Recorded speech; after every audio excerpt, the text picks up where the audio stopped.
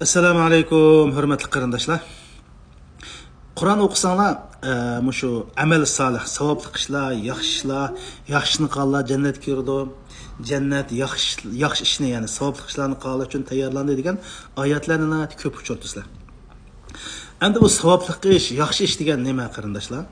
Agar bir musulmondan savobli ish qilsa desa, namoz o'qish, zakot berish, haj qilish, ro'za tutish, yetimlarni beshini silash, boshqalarning hojatidan chiqish degan Qur'onni o'qish, zikr qilish deb bir qator ishlarni sanish mumkin.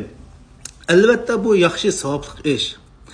Ammo shu haqiqiy cho'ng savobli ishlarni, ya'ni bizni jannatga olib boradigan cho'ng savobli ishlarni payg'ambarlar hayotida qilib bizga ko'rsatgan va bizga ulgu bo'lgan.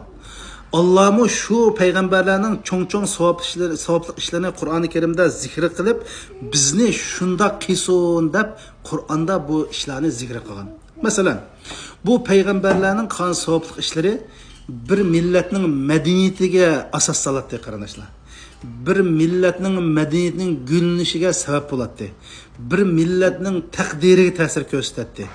Bir millatningki avlodlarining baxt saodatdan bo'lishiga alohida ul soladi. Payg'ambarlar mushunda cho'ng savoblikni qilgan.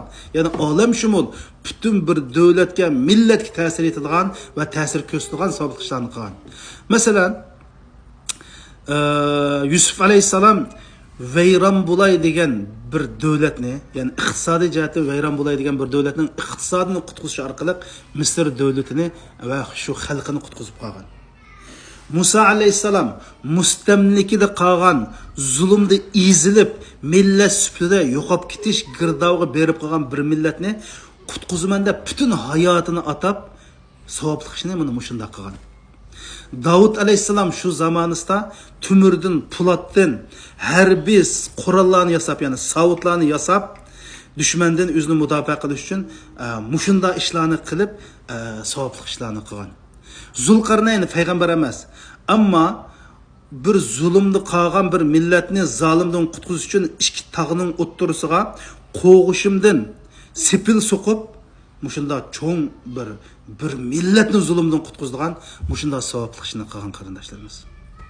Endi buni mushunda cho'ng savobli ishlar qilish uchun ilmga, bilimga, texnikaga, fan farosatga, injenerlik ehtiyojimiz bor. Payg'ambarlar mana mush orqali qilgan buni. Endi sizlar biz shu qarindoshlarimiz, sizlar biz savobli ish desa, faqat o'zimizga yoki bir shaxslarga yoki bir necha odamga foydasi yetadigan savobli ishlarni ko'p qilamiz. Manda cho'ng savobli ishlarni o'ylashmayotimiz yoki qilishga tirishmayotimiz. Masalan, dunyoda 500 yil bo'ldi musulmonlar insoniyatga alohida foydasi tegadigan texnika, iqtisod yoki siyosat mojihatlardan bir barmoq izimiz qog'idek bir ishlarni qilolmadik. Ya'ni biz cho'ng savobli ishlarni qilolmadik. Kichik savobli ishlarni qildik. Ammo bunda butun insoniyatning taqdiriga, butun bir millatning taqdiriga munosabatlik savobli ishlarni qilolmayapmiz.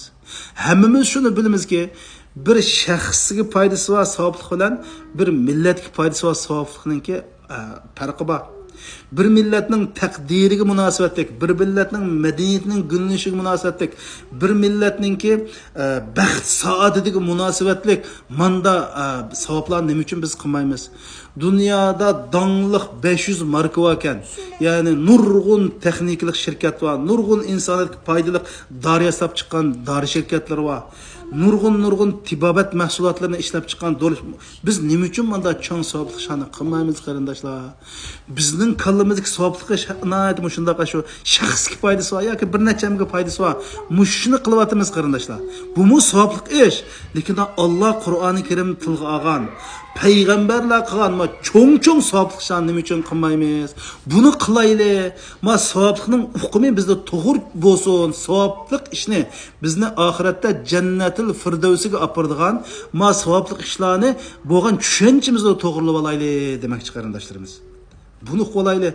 Hatto payg'ambar alayhisalom hadis sharifda shunda degan: Allohga eng suyumli inson insoniyatga eng foydali inson degan emasmi qarindoshlarimiz? Mana bizga mushunda cho'ng savoblikni ko'z tutib qo'ysa, hammamiz o'zimizning qozondan ho' chiqsa, o'zimizning mo'risidan is chiqsa, o'zimizning ishini qilsak, namozimizni qilsak, shunda aqli qilsak, unda bo'lmaydi qarindoshlar. Bolalarimizni mana insoniyatga foydali, davlatga foydali, millatga foydali bilimlarni o'rganishga va tarbiyalaganda shunda tarbiyalash ahamiyat versak, bizni ichimizdami ashuna cho'ng savoblarni qildigan, jannatni cho'ngi, yuqorisi, olisi qildigan mana amallarni qildigan avlodlar yetishib chiqsin. Buning uchun bizning kallamiz o'ngishimiz kerak. Assalomu alaykum va rahmatullohi va barakatuh.